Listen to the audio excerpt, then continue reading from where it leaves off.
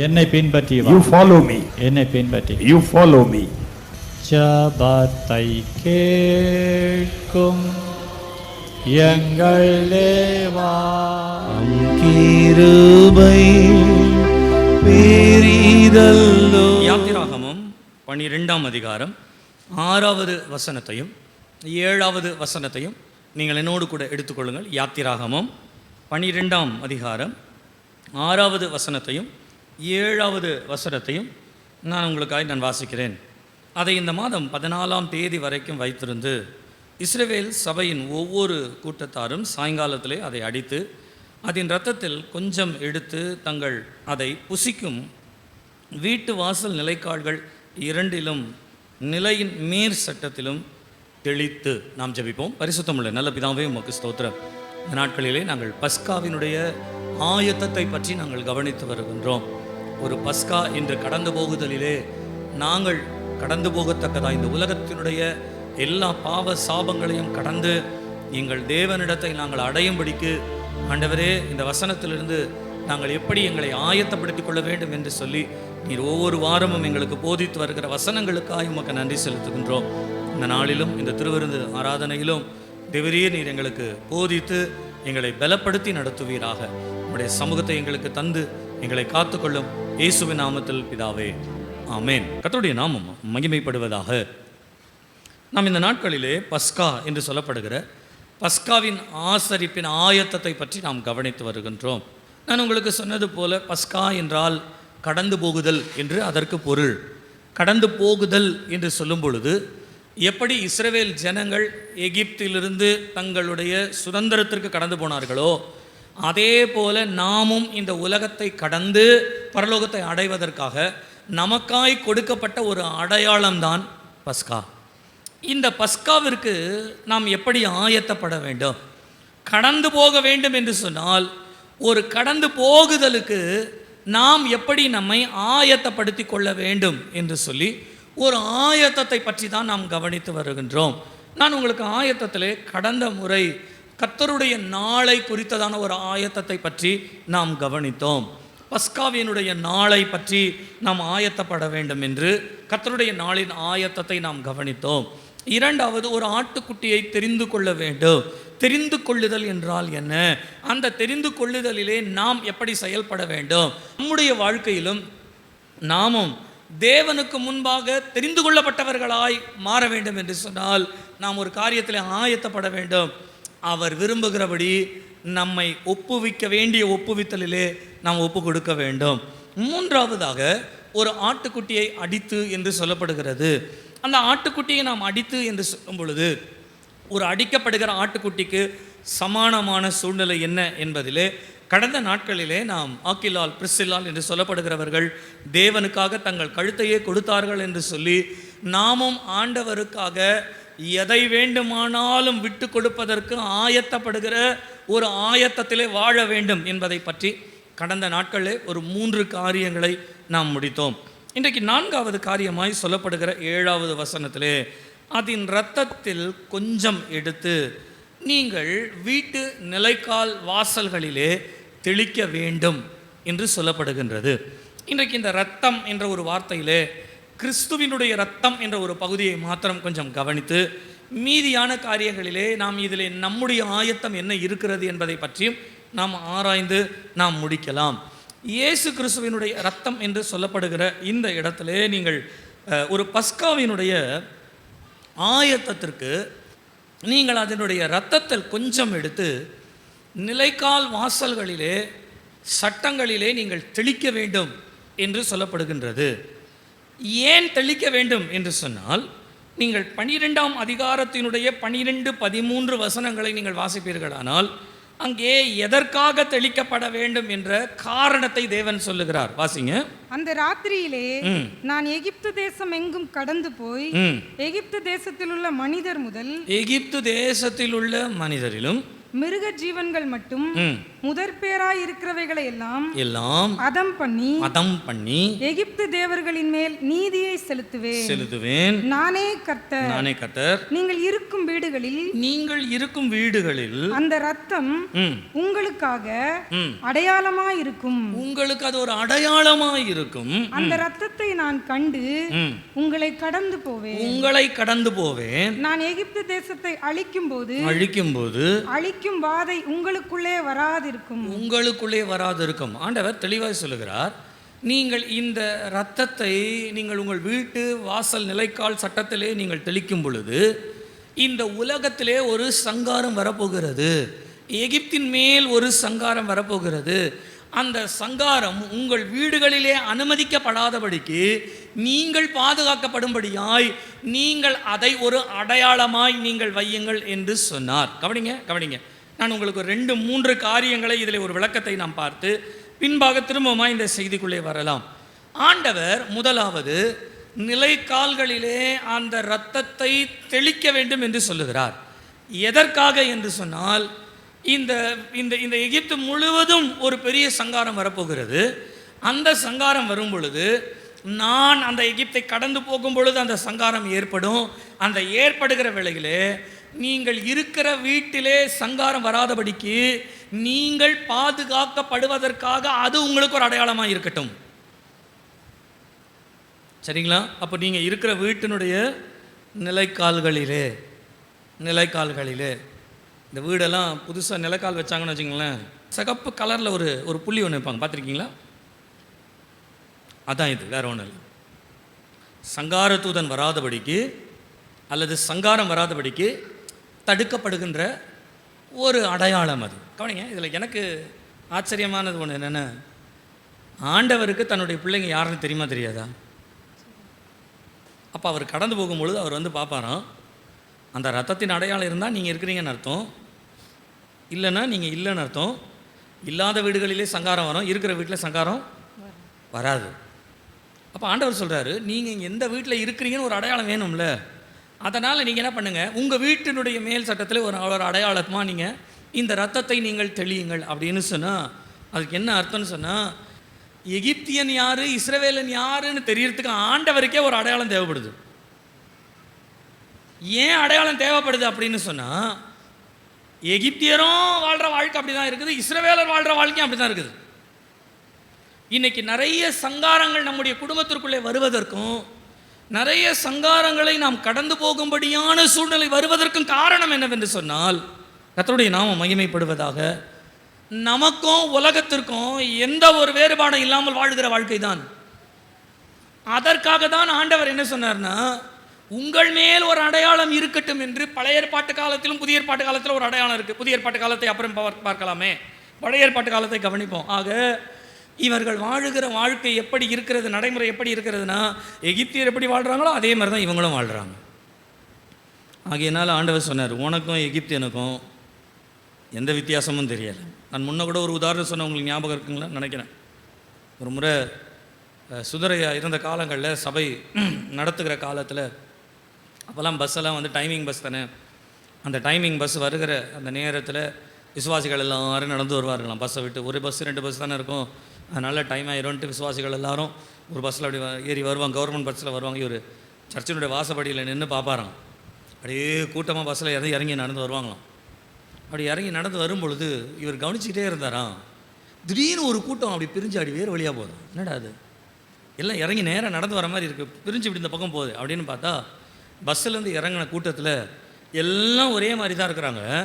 ஆனால் ஒரு கூட்டம் சினிமா தேட்டருக்கு போகுது, ஒரு கூட்டம் சர்ச்சுக்கு வருது. ஆண்டவர் சொன்னார், இந்த உலகத்திலே உள்ள ஜனங்களிலிருந்து நான் உங்களை பிரித்தெடுத்தேன்.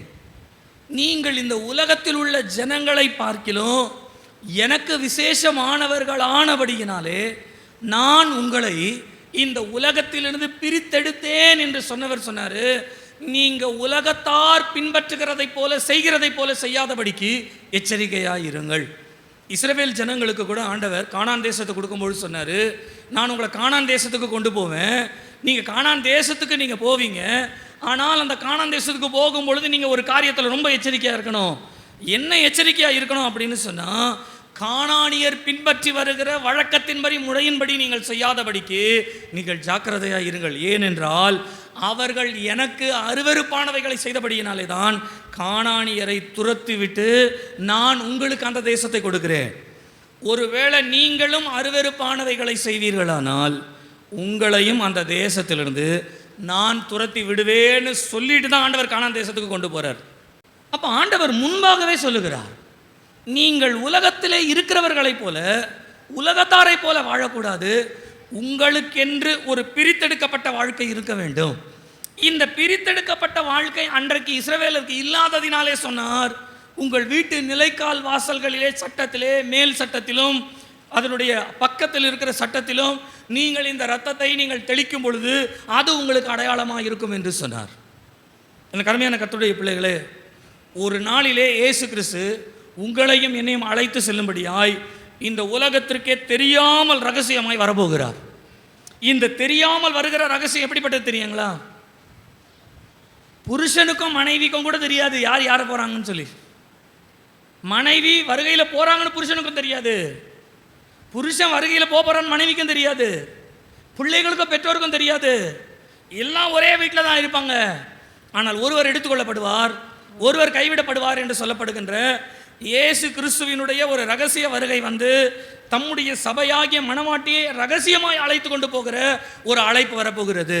அந்த அழைப்பு வரும் நேரத்தில் ஆண்டவர் சொல்லுகிறார், என்னுடைய சம்பத்தை நான் சேர்க்க போகிறேன், என்னுடையவர்களை நான் சேர்த்து எனக்குரியவர்களை நான் அழைத்து கொண்டு போக போகிறேன். அப்போ எனக்குரியவர்களை நான் அழைத்து கொண்டு போக போகிறேன் என்று சொன்னால் யார் ஆண்டவருக்குரியவர்கள், யார் இந்த உலகத்திற்குரியவர்கள் என்பதற்கு இன்றைக்கு கிறிஸ்தவத்திலேயே அடையாளம் தெரியாமல் ஓடிக்கொண்டிருக்கிற வாழ்க்கையாய் மாறுகிறது. ஒரு காலத்திலே கிறிஸ்தவர்கள் என்றால் இப்படிதான் என்கின்ற ஒரு அடையாளம் இருந்தது. இன்றைக்கு கிறிஸ்தவர்களுக்கு அடையாளமே இல்லை, அடையாளமே இல்லை. உலகத்திலே இருக்கிறவர்களைப் போல வாழ வேண்டும் என்ற ஒரு வாழ்க்கை வந்ததினாலே இன்றைய உலகத்திலே யார் யாரெல்லாம் எந்தெந்த பிரபலமானவைகளெல்லாம் இன்றைக்கு உலகத்திலே அவர்கள் எந்தெந்த உடைகளை உடுத்துகிறார்கள், எதை செய்கிறார்களோ அதையெல்லாம் இன்றைக்கு கிறிஸ்தவம் செய்ய ஆரம்பித்து விட்டது. ஆனால் நீங்கள் உங்கள் மனதில் நினைத்துக்கொள்ளுங்க, ஆண்டவரோட வருகையில் எப்படி ஆகிலும் போயிடுவோம் அப்படின்னு நினச்சி நீங்கள் ஏமாந்து விடாதபடிக்கு நான் சொல்லுகிறேன், தேவன் உங்கள் மேல் ஒரு அடையாளத்தை வைத்திருக்கிறார். அல்லேலூயா, அல்லேலூயா. அந்த அடையாளம் என்ன என்று சொன்னால், நாம் இயேசு கிறிஸ்துவின் இரத்தத்தினாலே கழுவப்பட்டவர்களாய் வாழுகிற வாழ்க்கை. அல்லேலூயா, அல்லேலூயா. அந்த நாட்களிலே சபை என்று சொன்னால் சபைக்கு ஒரு பெயர் எக்லீஷியா என்று சொல்லுவார்கள். எக்லீஷியா கிரேக்க பதத்தில் அதற்கு எக்லீஷியா. எக்லீஷியா என்று சொன்னால் பிரித்தெடுக்கப்பட்ட என்ற ஒரு பொருள்.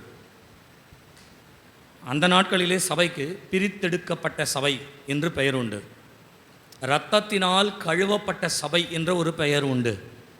அதற்கு பின்பு அரசாங்க பதிவுகள், ட்ரஸ்ட்டு இதெல்லாம் வந்ததுனால நம்ம ஒவ்வொரு பெயர்களை நாம் தெரிந்து கொண்டோம். ஆனால் அன்றைக்கு அந்த காலங்களிலே சிறு சில சபைகள் தான் இருக்குமே.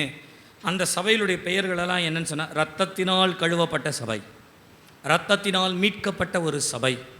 இன்றைக்கு சொல்லுகிறேன், அப்போஸ்தல கிறிஸ்தவ சபையிலே ஆராதிக்கிற நீங்களும் நானும் யார் என்று சொன்னால், ஒரு நாளிலே இயேசு கிறிஸ்துவால் மீட்கப்படுகிற அவருடைய இரத்தத்தினாலே கழுவப்பட்ட ஒரு சபை. அல்லேலூயா, அல்லேலூயா. நீங்கள் இயேசுவின் இரத்தத்தினால் கழுவப்பட்டிருக்கிறீர்கள் என்கின்ற நிச்சயம் இருக்குமானால் நீங்கள் நிச்சயமாய் அவருடைய வருகையிலே போகலாம். அன்றைக்கு சங்காரம் உலகத்திலே வரும் பொழுது தேவன் தம்முடைய ஜனங்களை பாதுகாத்தார் என்று சொல்லப்பட்டது. அதே போல ஒரு நாள் இந்த உலகம் அழிய போகிறது. எல்லா அழிவிற்கு முன்பாகவும் நம்முடைய இரட்சகர் நமக்கு ஒரு அழைப்பை கொடுக்க வரப்போகிறார். அல்லேலூயா, அல்லேலூயா. அந்த வருகையில் எத்தனை பேர் போக போறீங்க? கரங்களை உயர்த்தி ஒரு அல்லேலூயா சொல்லுங்க. அல்லேலூயா. இயேசு கிறிஸ்துவினுடைய வருகையிலே நீங்களும் நானும் காணப்பட வேண்டும் என்று சொன்னால் அந்த இரத்தத்தினால் நீங்களும் நானும் கழுவப்பட்டிருக்க வேண்டும். நீங்கள் இந்த யாத்திரையாகம பகுதி திரும்ப வாசிக்கும் பொழுது இதற்கு பின்பாக இந்த இஸ்ரவேல் ஜனங்கள் எல்லாம் கடந்து வரும் பொழுது ஆண்டவர் அவர்களுக்கு சில கட்டளைகளை கொடுத்தாராம். என்ன கட்டளைனா, இந்த நாள் உங்களுக்கு வருஷத்தினுடைய முதலாம் நாளாக இருக்க கடவது, நீங்கள் வருஷந்தோறும் இதை நீங்கள் ஆசரிக்க வேண்டும். இதை ஆசரிக்கும்படியாய் உங்களுக்கு கொடுக்கப்பட்ட இந்த பஸ்காவினுடைய கட்டளை நீங்கள் பின்பற்ற வேண்டும் என்று சொல்லிவிட்டார். சொல்லிட்டு அவர்களை எகிப்திலிருந்து வெளியில் கொண்டு வந்தார். இப்போ அவங்க தங்களுடைய சொந்த தேசத்துக்கு போகணும்னா அல்லது வாக்குத்தத்தம் பண்ண தேசத்துக்கு போகணும்னா ஏறக்குறைய 40 வருஷங்கள் அவர்கள் வனாந்தரத்தை கடக்கிறார்கள். இப்போ நீங்கள் யோசிச்சு பாருங்க, இப்போ இந்த 40 வருஷமும் இவர்கள் கடந்து போகும் பொழுது ஒவ்வொரு வருஷமும் இந்த பஸ்காவை அவர்கள் ஆசரித்திருப்பாங்க. சரிங்களா? ஆசரிக்கும் பொழுது வேதத்தில் சொல்லப்பட்டிருக்கிறது, உங்கள் நிலைக்கால் வாசல்களில் இந்த ரத்தத்தை தெளியுங்கள்னு. இப்போ இவங்க வனாந்திரத்தில் கடந்து போகும் பொழுது இவர்கள் சாதாரண டென்ட் போட்டு தான் அங்கங்கே குடியிருக்கிறார்கள். குடியிருக்கும் பொழுது பஸ்காவை ஆசரிக்கிற இவர்கள் எந்த இடத்துலையே அந்த ரத்தத்தை பூசுவார்கள்? நிலைக்கால் வாசல் கிடையாது. இவங்க 40 வருஷமாக கடந்து போகிற ஒரு வனாந்திர பாதை. இந்த இடத்துல இந்த ரத்தம் இவர்களுக்கு எதிலே அடையாளமாக்கப்படுகிறது என்று சொன்னால், நீங்கள் இதே யாத்திராகமம் 13ஆம் அதிகாரத்தை நீங்கள் வாசிப்பீர்களானால் 13ஆம் அதிகாரம் 8வது வசனத்தையும் 9வது வசனத்தையும் வாசிங்க. 8, 9 வாசிங்க. அந்நாளில் நீ உன் புத்திரனை நோக்கி, நான் எகிப்திலிருந்து புறப்படுகையில் கர்த்தர் எனக்கு செய்ததற்காக இப்படி நடப்பிக்கப்படுகிறது என்று சொல். கர்த்தரின் நியாயப்பிரமாணம் உன் வாயில் இருக்கும்படிக்கு இது உன் கையிலே அடையாளமாகவும் உன் கண்களின் நடுவே நினைப்பூட்டுதலாகவும் இருக்க கடவது. 2 காரியங்களை சொல்றாரு. நீங்க ரட்சிக்கப்பட்டவங்க, மீட்கப்பட்டவர்கள் என்று சொல்லி நீங்கள் பஸ்காவை ஆசரிக்கின்ற உங்கள் விடுதலையினுடைய ஆசரிப்பிற்கு நீங்கள் போகிற வழியிலே ஒன்று செய்யணும். என்ன செய்யணும் அப்படின்னு சொன்னால், இதை உங்கள் கண்களின் நடுவே ஒரு அடையாளமாகவும் இதை உங்கள் கைகளிலே ஒரு அடையாளமாகவும் நீங்கள் வைத்துக்கொள்ள வேண்டும் என்று சொல்லி, இதற்கு பின்பாக நீங்கள் வாசிப்பீர்களானால் அவர்கள் சீனாய் வனாந்திரத்திற்கு வருகிறார்கள், மலைக்கு வருகிறார்கள். அங்கே ஆண்டவர் கட்டளைகளை கொடுக்கிறார், 10 கட்டளைகளை கொடுக்கிறார். இந்த கட்டளைகளை அவர்கள் எழுதி தங்கள் கைகளிலும் தங்கள் நெற்றியிலும் அதை அவர்கள் பதித்துக் கொள்ளுகிறார்கள். ஆனால் அது வரைக்கும் இவங்களுக்கு கட்டளை கொடுக்காத வரைக்கும் இவங்களுக்கு என்ன அடையாளம் அப்படின்னு சொன்னால், சிந்தப்பட்ட அந்த இரத்தத்தினுடைய ஒரு துளியை எடுத்து தங்களுடைய 2 கண்களுக்கும் நடுவே அதை அடையாள சின்னமாய் வைத்துக் கொள்ள வேண்டும். சிம்பிளாக சொல்கிறேன், சிவப்பு கலரில் ஒரு பொட்டு வச்சுக்கணும் அப்படின்னு வச்சுக்கணும், அவ்வளோதான்.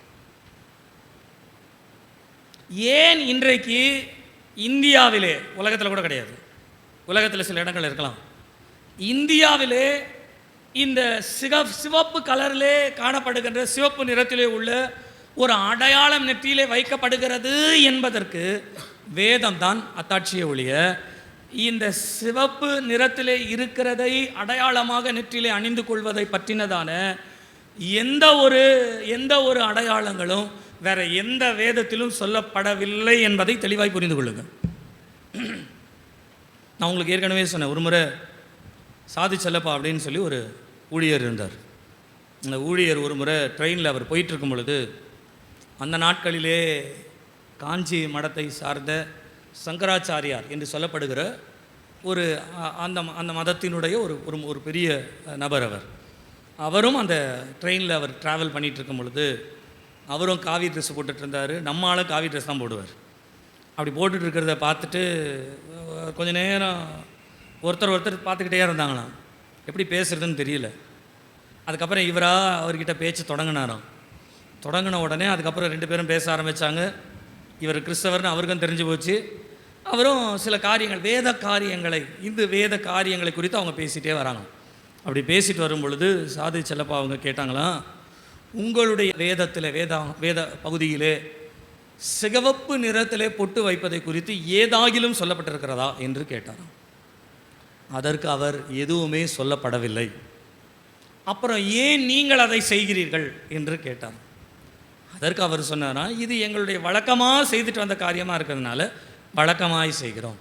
நீங்கள் அதை வழக்கமாய் செய்கிறீர்கள், ஆனால் இது எப்படி வந்ததுன்ற ஒரு தோற்றம் உங்களுக்கு நான் சொல்லட்டுமா என்று சொல்லி அந்நாட்களிலே யாத்திரை ஆகமத்தில் உள்ள பஸ்காவினுடைய பலியை சொல்லி அதனால் வந்த ஒரு அடையாளம் என்பதை அவருக்கு அன்றைக்கு அவர் சொன்னாராம். நாட்கள் போக போக புதிய ஏற்பாட்டு காலத்தில் இயேசு கிறிஸ்து வரும் பொழுது இயேசு கிறிஸ்து என்ன சொன்னார் என்று சொன்னால், அவர் பாத்திரத்தை எடுத்து, திராட்சை ரசம் உள்ள பாத்திரத்தை எடுத்து அவர் சொன்னார், இது என்னுடைய இரத்தமாக இருக்கிறது, இதை நான் உங்களுக்கு புதிய உடன்படிக்கையாய் தருகிறேன். நீங்கள் வீட்டு நிலைக்கால்கள் வாசல்களிலோ நீங்கள் உங்கள் சரீரத்தில் ஏதாகிலும் ஒரு அடையாளம் வைத்துக்கொள்ள வேண்டும் என்ற அடையாளத்திற்காகவோ அல்லது ஏதாகிலும் ஒரு காரியத்திலே நான் ரட்சிக்கப்பட்டவேன் என்று நீங்கள் மற்றவர்களுக்கு அடையாளப்படுத்திக் கொள்வதற்காக நீங்கள் செய்யாதபடிக்கு என்னுடைய இரத்தத்தை நான் உங்களுக்கு தருகிறேன். என்னுடைய இரத்தத்தினால் நீங்கள் கழுவப்படுவது மாத்திரமல்ல, இந்த இரத்தத்தையும் இந்த சரீரத்தையும் பானம் பண்ணும் பொழுது உங்களுக்குள்ளே என்னுடைய ஜீவன் இருக்கிறது. அதுதான் உங்களுக்கு ரட்சிப்பின் அடையாளமாக இருக்கிறது. அல்லேலூயா, அல்லேலூயா, அல்லேலூயா. நாம் ஏன் உலகத்திலே செய்யப்படுகிற சடங்குகளை நாம் செய்வதில்லை என்று சொன்னால், ஏன் வேதத்திலே ஏற்கனவே சொல்லப்பட்டிருக்கிற காரியங்களையும் நாம் செய்ய முடியாமல் செய்யக்கூடாதபடிக்கு இருக்கிறோம் என்று சொன்னால், நீங்கள் உங்களை ஒரு இரத்தத்தினுடைய ஒரு அடையாளத்தை வைத்து மீட்கப்பட்டவர்கள் என்று சொல்லாதபடிக்கு, இயேசு கிறிஸ்து தம்முடைய இரத்தத்தினாலே உங்களையும் என்னையும் கழுவி உங்களுக்கும் எனக்கு ஒரு மீட்பை கொடுத்து அவர் சொல்லுகிறார், நீர் அடையாளப்படுத்தப்பட்ட ஒரு கிறிஸ்தவ ஜீவியம் இல்லை, நீ அனுபவிக்கிற ஒரு கிறிஸ்தவ ஜீவியமாய் உனக்கு மாறும். அல்லேலூயா. நான் சொல்லுகிறேன், கிறிஸ்தவ ஜீவியம் என்பது அடையாளப்படுத்திக் கொள்ளுகிற ஒரு வாழ்க்கை அல்ல. நானும் கிறிஸ்தவன் என்று சொல்லப்படுவதற்கு வீட்டிலே ஒரு ஸ்டார் தொங்க விடுவதும், அல்லது நாங்கள் கிறிஸ்தவர்கள் என்று சொல்லி வீட்டுக்கு எதிரே ஒரு வசனத்தை எழுதுவதோ, அல்லது நாங்கள் கிறிஸ்தவர்கள் என்று அடையாளப்படுத்திக் கொள்வதற்கு ஏதாகிலும் ஒரு அடையாளத்தை கிறிஸ்தவத்தை சார்ந்திருக்கிற ஒரு சிலுவையையோ வீட்டுக்கு முன்னால் போடுறது. நான் சொல்லுகிறேன், நீங்கள் அடையாளப்படுத்துகிற கிறிஸ்தவர்களாய் இராதபடிக்கு நீங்கள் கிறிஸ்துவை வெளிப்படுத்துகிற அனுபவ கிறிஸ்தவர்களாய் மாற வேண்டும். அல்லேலூயா, அல்லேலூயா. நான் வேதத்தை கடந்த நாட்களில் நான் சென்னைக்கு போயிருந்தப்போ நானும் என்னுடைய சகோதரியும் ஒரு சில காரியங்கள் வேதத்தை பற்றி நாங்கள் பேசி கொண்டிருந்தோம். அப்படி வேதத்தை பற்றி நான் பேசி கொண்டிருக்கும் பொழுது அவர்கள் என்னிடத்தில் ஒரு காரியத்தை குறித்து பேசினார்கள். நான் அந்த காரியத்தை கொஞ்சம் ஆராய்ச்சி செய்யும்படியாக அவர்களிடத்திலும் பேசினேன். அதில் எனக்கு ஒரு காரியத்தை நான் புரிந்து கொள்ள முயற்சி செய்தோம். அதை நான் சரியாய் புரிந்து கொள்ளாமலேயே சில நாட்கள் ஓடினதை போலவே எனக்கு இருந்தது. அது என்னவென்று சொன்னால், இந்த வேதத்திலே பக்தி உள்ளவனை தேவன் தமக்கென்று தெரிந்து கொள்ளுகிறார் அப்படின்னு பைபிளில் இருக்கு. இந்த பக்தி உள்ளவன் என்று சொல்லப்படுகிற பக்தி என்றால் என்ன? எனக்கு இது ரொம்ப நாளாக கொஸ்டின். ஆனால் இது இந்த பக்தியை பற்றி நிறைய விளக்கங்கள் வேதத்தில் இருக்கு. ஆனால் நேரடியாய் what is mean by piety, bhakti, பக்தினா என்ன? நான் ஒரு புத்தகத்தில் நான் வாசிக்கும் பொழுது, ஒரு விளக்க உரையில் வாசிக்கும் பொழுது, observing his nature and addressing his nature அப்படின்னு வருது. தேவனுடைய சுபாவத்தை பெற்று அதை மதித்து அதை வெளிப்படுத்துகிற ஒரு வாழ்க்கையினுடைய பேர் தான் பக்தி. ஒரு அல்லேலூயா சொல்லுங்க பார்க்கலாம். திரும்பமாய் சொல்கிறேன், ஒரு மாதம் கழித்து திரும்ப கேட்பேன் இதே கேள்வியை. நான் நீங்கள் பரலோகம் போகிற வரைக்கும் கேட்டுகிட்டே இருப்பேன். ஏன்னா சில இதெல்லாம் ரொம்ப முக்கியமானது. தேவனுடைய சுபாவம், நீங்கள் திவ்ய சுபாவத்திற்கு பங்குள்ளவர்களாகி அப்படின்ட்டு இருக்கு. அப்போ நம்ம சுபாவம் அழிந்து தேவனுடைய சுபாவத்தை நாம் பெற்றுக்கொள்ளுவோம். அப்சர்விங், அதை பெற்றுக்கொள்ளுதல், அதை நமக்குள்ளே கனப்படுத்துதல். கனப்படுத்துவது மாத்திரமல்ல, அதை மற்றவர்கள் காணத்தக்கதாய் we are addressing, வெளிப்படுத்துதல். இதுக்கு பேர் தான் பக்தி. தேவ சுபாவத்தை பெற்றுக்கொள்ளுவதும், அதை நமக்குள்ளே காத்துக்கொள்ளுவதும், கனப்படுத்துவதும், அதை இந்த உலகம் அறிய வேண்டும் என்று நல்ல வழியிலே அதை வெளிப்படுத்துவதும், இது எல்லாமே சேர்ந்து தான் வருது பக்தின்னு. இப்போ நான் உங்களை ஒரு கேள்வி கேட்குறேன். உங்களிலே பக்தி உள்ளவர்கள் மாத்திரம் கரங்களை உயர்த்தி ஒரு சத்தம் ஒரு அல்லேலூயா சொல்லுங்க. Observing his nature, addressing his nature, அதை நமக்குள்ளே பெற்றுக்கொள்வதில்லாமல் கனப்படுத்துதல். இப்போ நீங்கள் எடுத்துக்கொள்ளுங்களேன், ஏதாவது ஒரு சுபாவம், இயேசு கிறிஸ்து கிட்ட இருந்த ரொம்ப நல்ல ஒரு சுபாவங்கள், அநேக சுபாவங்களை ஒன்று, அடிப்படையான ஒன்று கீழ்ப்படிதல். அப்படி வச்சுக்கோம்.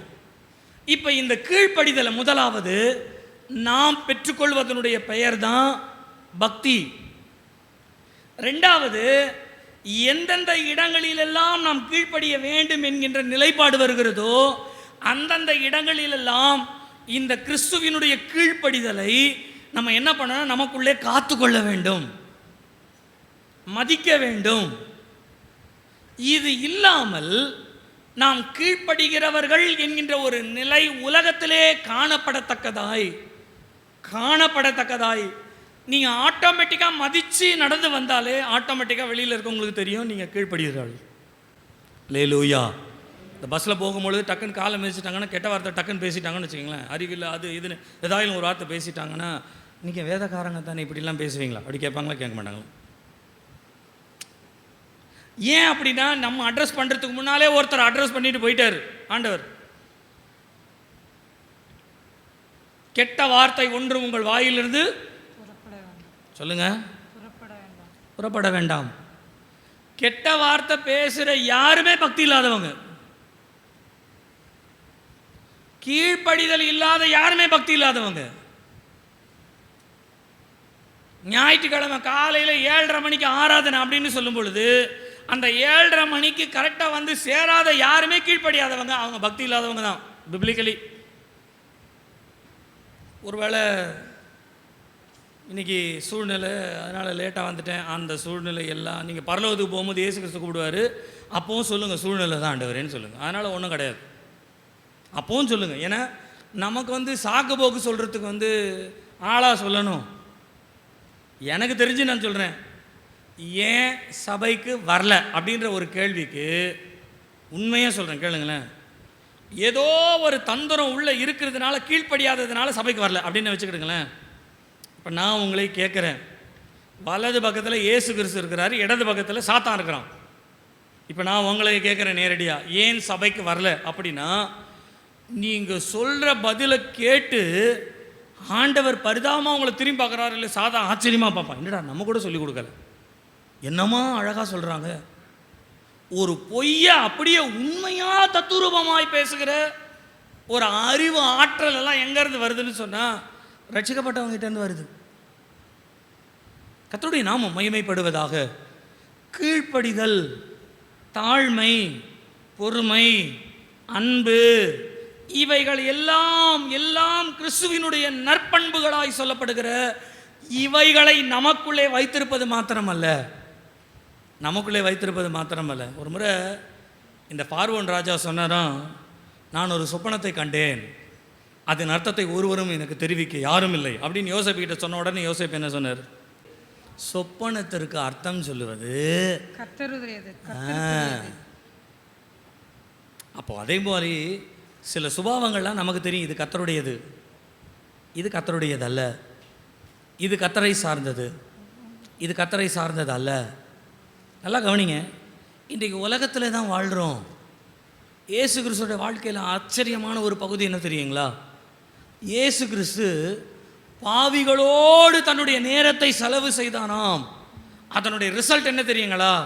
பாவிகளை அவர் பரிசுத்தமாய் மாற்றிவிட்டார். அல்லேலூயா சொல்லுங்க. விபச்சார ஸ்திரீகளோடு கூட இயேசு கிறிஸ்து பேசினாராம். அதனுடைய ரிசல்ட் என்ன தெரியுங்களா? அவர்கள் தங்களை உணர்ந்து தேவனுடைய பிள்ளைகளாய் மாறத்தக்கதாய் அவர்கள் தங்களுடைய மாற்றத்தை பெற்றுக்கொண்டார்களாம். அல்லேலூயா. ஆனால் இன்றைக்கு உலகத்திலே சொல்லுகிறேன், நீங்களும் நானும் பாவிகளோடு பழகுகிறேன், ஆண்டவருக்குள்ளே கொண்டு வருகிறேன் என்று சொல்லி கடைசியில் நம்ம தான் அங்கே போய் சேர்ந்தமே ஒழிய அவங்க இங்கே வந்து சேர்ந்த மாதிரி தெரியலை. நீங்களும் நானும் அவருடைய இரத்தத்தினால் மீட்கப்பட்டவர்களாய், மீட்பு உண்டானவர்களாய் இருக்க வேண்டும். அன்றைக்கு இரத்தம் பூசப்பட்டது, அன்றைக்கு இரத்தம் அடையாளமாய் வைக்கப்பட்டது.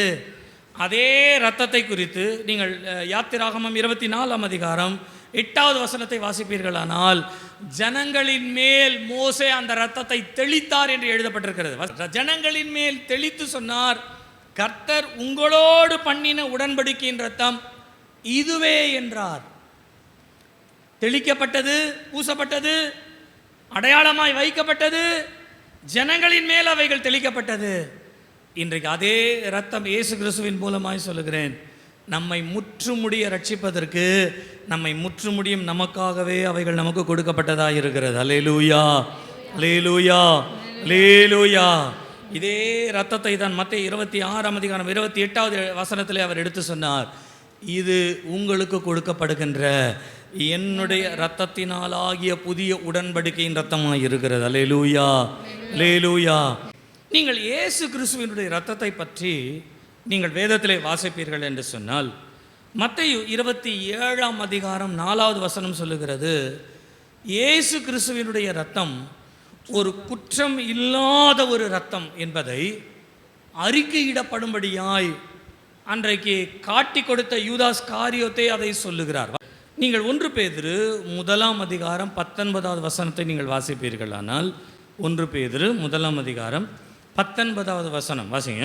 குற்றமில்லாத மாசற்ற ஆட்டுக்குட்டியாகிய கிறிஸ்துவின் விலையேறப்பெற்ற இரத்தத்தினாலே மீட்கப்பட்டீர்கள் என்று அறிந்திருக்கிறீர்கள். விலையேற பெற்ற இரத்தத்தினாலே, விலையேற பெற்ற, வாட் டஸ் இட் மீன்? விலையேற பெற்றது என்று சொன்னால் என்ன?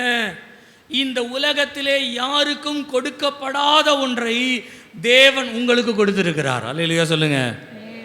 யாருக்குமே கொடுக்காத ஒன்றை, யாருக்குமே கொடுக்காத ஒன்றை, யாரும் எடுத்துக்கொள்ள முடியாத ஒன்றை, தம்முடைய விலையேற பெற்ற இரத்தத்தை ஆண்டவர் கொடுத்தார். நீங்கள் 1 யோவான் 1 அதிகாரம் 7வது வசனத்தை நீங்கள் வாசிப்பீர்களானால் இந்த இரத்தம் நம்மை சகல பாவங்களிலிருந்தும் நம்மை சுத்திகரிக்கிறதா இருக்கிறது. வாசிங்க. அவர் ஒளியில் இருக்கிறது போல நாமும் ஒளியிலே நடந்தால் ஒருவரோடு ஒருவர் ஐக்கியப்பட்டிருப்போம். அவருடைய குமாரனாகிய இயேசு கிறிஸ்துவின் இரத்தம் சகல பாவங்களையும் நீக்கி நம்மை சுத்திகரிக்கும். கவனிங்க, நான் உங்களுக்கு குற்றமில்லாத ஒரு இரத்தத்தை சொன்னேன். இந்த குற்றமில்லாத ஒரு இரத்தத்தினாலே யார் கழுவப்படுகிறார்களோ அவர்களுடைய சகல பாவத்தின் குற்றங்களையும் நீக்க இயேசுவின் இரத்தம் வல்லமை உள்ளது. கவனிங்க, நான் உங்களுக்கு இன்றைக்கு ஒரு நல்ல ஒரு செய்தி சொல்லுகிறேன். நம்முடைய வாழ்க்கையில் சில நேரங்களிலே நாம் நினைத்தாலும் வருந்தினாலும் ஜெபித்தாலும் எத்தனையோ முயற்சிகள் செய்தோம், சில நேரங்களில் சில சின்ன சின்ன பாவங்கள் நம்முடைய வாழ்க்கையிலிருந்து போகாதபடிக்கு இருக்கிறது. இன்றைக்கு ஒரு விசுவாசத்தோடு நம்ம ஜெபிக்க போகிறோம். என்ன ஜெபிக்க போகிறோம் தெரியுங்களா? அவருடைய இரத்தம் சகல பாவங்களையும் நீக்கி நம்மை சுத்திகரிக்கும். அல்லேலூயா. உங்களுக்கு எந்த காரியத்திலிருந்து விடுதலை வேண்டுமோ இன்றைக்கு அந்த காரியத்திலிருந்து விடுதலை பெறத்தக்கதான இயேசுவின் இரத்தம் உங்களுக்கு இன்றைக்கு கர்த்தர் கொடுப்பார். எத்தனை பேர் விசுவாசிக்கிறீங்க? அல்லேலூயா. நான் சொல்கிறது விடுதலைன்றது பிசாசை பற்றின விடுதலை கிடையாது, வியாதியை பற்றின விடுதலை கிடையாது. ஏதோ ஒரு காரியம் நம்முடைய வாழ்க்கையில் ஆவிக்குரிய ஜீவியத்தில் ஒரு ஸ்டாண்டர்ட் இல்லாதபடிக்கு நம்மை அடிக்கடி கவிழ்த்து கொண்டிருக்கிற ஒரு பாவம். யாருக்கும் தெரியாது, உலகத்திற்கு தெரியாது, குடும்பத்திற்கு தெரியாது, மனைவிக்கு தெரியாது, புருஷனுக்கு தெரியாது, யாருக்கும் தெரியாத ஒன்று நம்முடைய வாழ்க்கையில் மறைந்திருக்கிறது. இந்த மறைந்திருக்கிற ஒன்றை நம்முடைய ஆண்டவர் இன்றைக்கு சுத்திகரிக்க வல்லவராய் இருக்கிறார். அல்லேலூயா, அல்லேலூயா. நம்ம கூட அடிக்கடி நம்ம வாழ்க்கையில் சில நேரங்களில் சில குறைகள், சில தவறுதல்கள், சில சூழ்நிலைகள்லாம் வரும்பொழுது நம்ம யோசிக்கிறோம், நம்ம அதை கொஞ்சம் சரி பண்ணிட்டா ஆண்டவர் நம்மளை சரியாக்கிறார் போல இருக்குது, இந்த காரியம் சரியாயிட்டா சரியாயிரும் போல இருக்குது என்று நம்மை பற்றின நமக்கு மாத்திரமே தெரிந்திருக்கிற, யாருக்கும் தெரியாத அந்தரங்கத்தில் பார்க்கிற பிதா அதை அறிந்திருக்கிறார். இன்றைக்கு அவர் அதை சுத்திகரிக்க வல்லவராய் இருக்கிறார். அல்லேலூயா, அல்லேலூயா. நல்ல கரங்களை உயர்த்தி ஒரு அல்லேலூயா சொல்லுங்க. அல்லேலூயா. வெளிப்படுத்தின விசேஷம் 12ஆம் அதிகாரம் 11வது வசனத்தை யாராகிலும் எடுத்து வாசிங்க. வெளிப்படுத்தின விசேஷம். மரணம் நேரிடுகிறதா இருந்தாலும் அதற்கு தப்பும்படி தங்கள் ஜீவனையும் பாராமல் ஆட்டுக்குட்டியின் இரத்தத்தினாலே தங்கள் சாட்சியின் வசனத்தினாலும் அவனை ஜெயித்தார்கள். இரத்தத்தினாலே நமக்கு சுத்திகரிப்பு உண்டு, இரத்தத்தினாலே நமக்கு ஜெயம் உண்டு. அல்லேலூயா, அல்லேலூயா. நான் கேட்குறேன், இந்த உலகத்தில் நீங்கள் எதை ஜெயிக்க வேண்டும் என்று நினைக்கிறீர்கள்? எந்த காரியத்தில் ஜெயம் இல்லாமல் இருக்கிறீர்கள்? சில நேரங்களில் குடும்ப காரியங்களில் ஒரு ஜெயம் இல்லாமல் நாம் இருப்போம். ஏதோ ஒன்றை குடும்பத்தில் நாம் செய்ய வேண்டிய காரியத்தை நிறைவேற்ற முடியாததினாலே நாம் ஜெயம் இல்லாதவர்களாகவே நம்முடைய குடும்பத்தில் இருப்போம். சில வேலை காரியங்களிலே அந்த வேலையை சரியாய் நிறைவேற்ற முடியாததினாலே வேலை காரியங்களிலே நாம் ஜெயம் இல்லாமல் இருப்போம். இந்த காலை நேரத்தில் கர்த்தர் உங்களோடு பேசுவாராக. நீங்கள் எதை ஜெயிக்க முடியாது என்று நினைக்கிறீர்களோ அதை ஆட்டுக்குட்டி ஆனவருடைய இரத்தத்தினாலே நீங்கள் பெற முடியும் என்பதை இன்றைக்கு வேதம் நமக்கு சொல்லுகிறது. அல்லேலூயா, அல்லேலூயா, அல்லேலூயா. எபேசியர் 1 7வது வசனத்தை எடுத்துக்கொள்வோம். எபேசியர் 1 7வது வசனம். பாவ மன்னிப்பாகிய மீட்பை அவருடைய இரத்தத்தினாலே பெற்றிருக்கிறோம். வாசிங்க. அவருடைய கிருபையின் ஐஸ்வர்யத்தின்படியே இவருடைய இரத்தத்தினாலே பாவ மன்னிப்பாகிய மீட்பு, இயேசுவின் இரத்தத்தினாலே பாவ மன்னிப்பாகிய மீட்பை இவருக்குள் நமக்கு உண்டாயிருக்கிறது. பாவ மன்னிப்பாகிய மீட்பை இவருக்குள் நமக்கு உண்டாயிருக்கிறது. கவனிங்க, வேதம் சொல்லுகிறது பாவத்தின் சம்பளம் மரணம். மரணம். ரட்சிக்கப்படுறதுக்கு முன்னால் என்னென்ன பாவம் பண்ணுமோ அந்த பாவம் எல்லாம் ரட்சிக்கப்பட்ட பின்பு இயேசுவின் ரத்தத்தினாலே கழுவப்பட்டாயிற்று. நல்லா அல்லேலூயா சொல்லுங்க. ரட்சிக்கப்படுறதுக்கு முன்னால் இருந்த பாவம் ஏதாவது தொடர்ந்து வரும் அப்படின்னு நினச்சிங்கன்னா வராது. ஆனால் நீங்கள் அந்த பாவத்தை தொடர்ந்து போகணும்னு நினச்சிங்கன்னா அது வரும். அது வராது.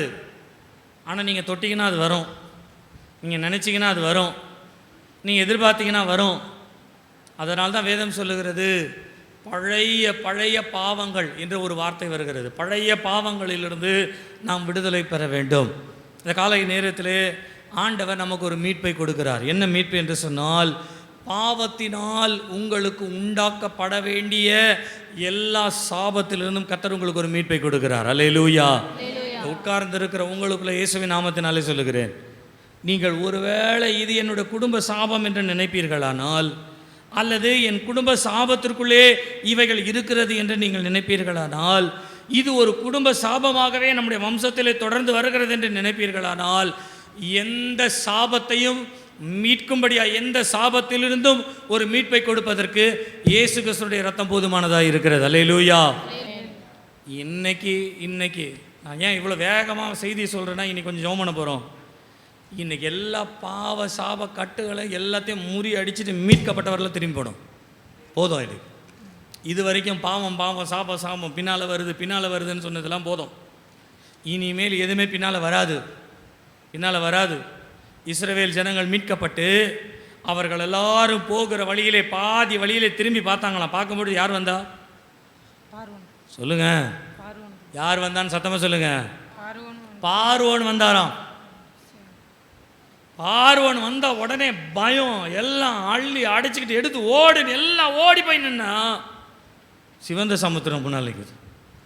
பின்னால பார்வோன், முன்னால சிவந்த சமுத்திரம். இப்படியும் போக முடியாது, அப்படியும் போக முடியாது. என்ன செய்வதென்றே தெரியாமல் இருந்தாங்க. ஆனால் ஆண்டவர் என்ன சொன்ன தெரியுங்களா, நீங்கள் என் ரத்தத்தினாலே மீட்கப்பட்டபடியினாலே உங்களுக்கு நான் ஒரு காரியத்தை சொல்லுகிறேன், கேளுங்க.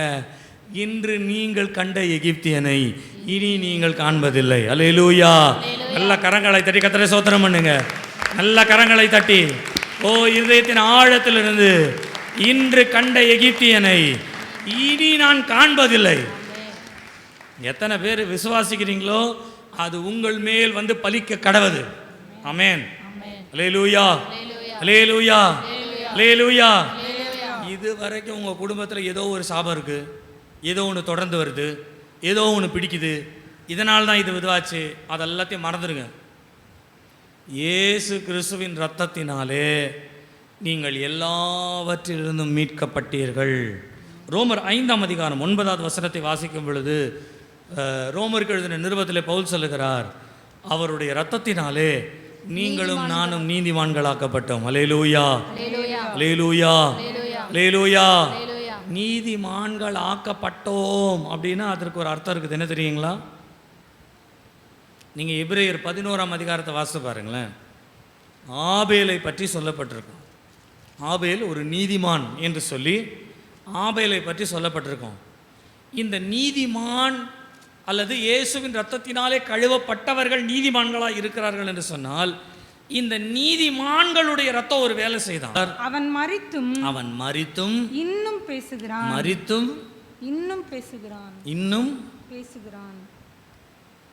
நீங்க ஆதியாகமத்தில் வாசித்து பார்த்தீங்கன்னா, ஆபேலுடைய ரத்தம் என்னை நோக்கி கூப்பிடுகிறது. நீங்க இதே எபிரேயரை வாசித்து பாருங்க, இதிலும் மேன்மையான ஒருவர் நமக்கு ரத்தம் சிந்தினபடியினாலே.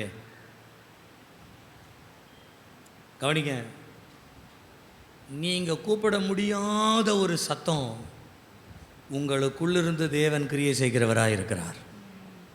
அதை இப்படி சொல்லுகிறேனே, நீங்கள் கூப்பிட முடியாதபடிக்கு உங்கள் வாழ்க்கையிலே ஏதோ ஒரு இக்கட்டிலே இருளிலே நீங்கள் தள்ளப்பட்டிருக்கிறீர்கள். நான் சொல்கிறேன், நீங்கள் கூப்பிட மாட்டீங்க, ஆனால் நீங்கள் எடுத்துக்கிறீங்களா திருவிருந்து, அந்த ரத்தம் உள்ளே போய் அந்த ரத்தம் ஆண்டவரை நோக்கி கூப்பிடும். அல்லேலூயா. அதை தான் வேதம் சொல்லுகிறது, நமக்குள்ளே அவர் பிதாவினிடத்திலே பரிந்து பேசுகிறவராக இருக்கிறார். நமக்குள்ளிருந்து ஒரு சத்தம் பிறகும். நம்மால் முடியாத ஒன்றை நமக்குள்ளிருந்து தேவன் கிரியை செய்வார். கடைசியாக யோவான் எழுதின சுவிசேஷம் 6ஆம் அதிகாரம் நீங்கள் 53லேருந்து 56 வரையுள்ள வசனத்தை வாசிப்பீர்களானால் நீங்கள் இந்த இரத்தத்தை பானம் பண்ணுவீர்களானால் வேதம் சொல்லுகிறது, உங்களுக்குள்ளே நித்திய ஜீவன் உண்டு. அல்லேலூயா, அல்லேலூயா. ஓகே, நம்ம முடிக்கிறதுக்கு முன்னால் வருவோம். வாட் இஸ் மீன் பை நித்திய ஜீவன்? யார் யாருக்கெல்லாம் நித்திய ஜீவன் இருக்குது, யார் யாருக்கெல்லாம் இல்லை? நம்ம நிறைய பேர் நினச்சிட்டு இருக்கோம், செத்த பிறகு நமக்கு ஆண்டவர் கொடுக்க போகிற ஒரு ஜீவன் நித்திய ஜீவன் கிடையாது. இந்த சரீரமாகிய அப்பத்தை புசித்து என்னுடைய இரத்தத்தை பானம் பண்ணுகிறவன் எவனோ அவனுக்குள்ளே நித்திய ஜீவன் உண்டு அப்படின்னு இருக்கு. அப்படின்னா நீங்கள் இப்படி யோசித்து கொள்ளுங்களேன், நம்ம செத்த பிறகு நமக்கு ஒரு ஜீவன் தருவார் அப்படின்னு வைத்துக் கொள்ளுங்களேன். அந்த ஜீவனை திரும்பி சாவடிக்க முடியாது, அதை சாவடிக்க முடியாது, அதுக்கு விரோதமாக பிசாசு போராட முடியாது. அந்த ஜீவனுக்கு வியாதி கிடையாது, அந்த ஜீவனுக்கு வறுமை கிடையாது, அந்த ஜீவனுக்கு நஷ்டம் கிடையாது, அந்த ஜீவனுக்கு எந்த பிரச்சனையும் கிடையாது. அதுவே தான் நித்திய ஜீவன். ஆனால் ஆண்டவர் என்ன தெரியுங்களா சொல்கிறாரு, பழைய ஏற்பாட்டு காலத்தில் செத்த பிறகு தான் நான் கொடுத்தேன், ஆனால் புதிய ஏற்பாட்டு காலத்தில் யார் இந்த அப்பத்தை புசித்து இந்த ரத்தத்தை பானம் பண்ணுகிறார்களோ அவர்களுக்குள்ளே இன்றைக்கே அந்த நித்திய ஜீவன் வேலை செய்யும். அல்லேலூயா, அல்லேலூயா.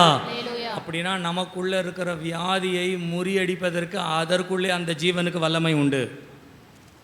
நமக்குள்ளே இருக்கிற போராட்டத்தை விடுதலையாவதற்கு அந்த ஜீவனுக்கு வல்லமை உண்டு. நீங்கள் எதையெல்லாம் இந்த உலகத்திலே ஜெயிக்க முடியாமல் இருக்கிறீர்களோ எல்லாவற்றிலும் ஜெயமாய் மாற்றுவதற்கு இந்த நித்திய ஜீவனுக்கு வல்லமை உண்டு. ஆமென், அல்லேலூயா, அல்லேலூயா. இது எல்லாம் ஒரே இடத்துல வந்து சேருது, இயேசு கிறிஸ்துவின் ரத்தம். இன்னைக்கு யாருடைய கதையை பற்றி நான் பேசலை, யார் கதையும் நான் சொல்லலை. இன்னைக்கு இயேசுவின் ரத்தத்தை பற்றி மாத்திரம் பேசியிருக்கேன். அவருடைய ரத்தம் நம்மை சுத்திகரிக்கும், அவருடைய ரத்தம் நம்மை ஜெயமாய் மாற்றும், அவருடைய ரத்தம் நமக்கு மீட்பை கொடுக்கும், அவருடைய ரத்தம் நம்மை நீதிமானாக்கும், அவருடைய ரத்தம் நமக்கு நித்திய ஜீவனை கொடுக்கும். நான் சொல்லுகிறேன், இன்றைக்கு இந்த காரியங்களிலிருந்து நீங்கள் எதை பெற்றுக்கொள்ள விரும்புகிறீர்களோ அதை பெற்றுக்கொண்டவர்களாய் நாம் திருவிருந்து எடுப்போம். இது ஒவ்வொன்றை பற்றின ஒரு செய்திகள் உண்டு. நான் உங்களுக்கு இதை அடுத்த வாரத்தில் ஒவ்வொரு இரத்தத்தினாலே கழுவப்பட்ட ஒவ்வொரு சூழ்நிலைகள் எப்படி இருக்கும், அதனுடைய மேற்கொள்ளுதல் எப்படி இருக்குன்றதை நான் ஒரு சிலருடைய வாழ்க்கையிலிருந்து நான் உங்களுக்கு பேசுகிறேன். இன்றைக்கு திருவிருந்தினால் நான் அதிக நேரம் எடுக்க விரும்பலை, நான் முடிக்கிறேன். இயேசுவின் ரத்தத்தினாலே எனக்கு ஒரு மீட்பு வேணும், இயேசுவின் ரத்தத்தினாலே எனக்கு ஒரு நித்திய ஜீவன் வேணும், இயேசுவின் ரத்தத்தினாலே எனக்கு ஒரு சுத்திகரிப்பு வேணும், இயேசு கிறிஸ்துவின் ரத்தத்தினாலே எனக்கு ஒரு ஜெயம் வேணும். எத்தனை பேருக்கு வேணும்? எத்தனை பேருக்கு வேணும்? எழுந்து நிற்போமா? நம்ம கொஞ்சம் நேரம் ஜெபம் பண்ண போகிறோம். ஆத்துமாவே கர்த்தரை ஸ்தோத்தரி, என் முழு உள்ளமே அவருடைய பரிசுத்த நாமத்தை ஸ்தோத்தரி. என் ஆத்துமாவே கர்த்தரை ஸ்தோத்தரி, கர்த்தர் செய்த சகல உபகாரங்களையும் மறவாதே. ஆமே, ஆமே. நம்முடைய கர்த்தராகிய இயேசு கிறிஸ்துவுடைய கிருபையும் பிதாவாகிய தேவனுடைய அன்பும் பரிசுத்த ஆவியானுடைய ஐக்கியமும் சிநேகமும் நம் அனைவரோடும் சகல பரிசுத்தவான்களோடு கூட கர்த்தருடைய வருகை மட்டும் இருப்பதாக. ஆமேன், ஆமேன். அல்லேலூயா, அல்லேலூயா, அல்லேலூயா. கர்த்தருக்கு ஸ்தோத்திரம். கர்த்தர் உங்களை ஆசீர்வதிப்பாராக, உங்களோடு கூட இருப்பாராக. ஆமேன், ஆமேன். Praise the lord. என்னை பின்பற்றி வா. You follow me. என்னை பின்பற்றி You follow me. ஜெபத்தை கேட்கும் எங்கள் தேவா.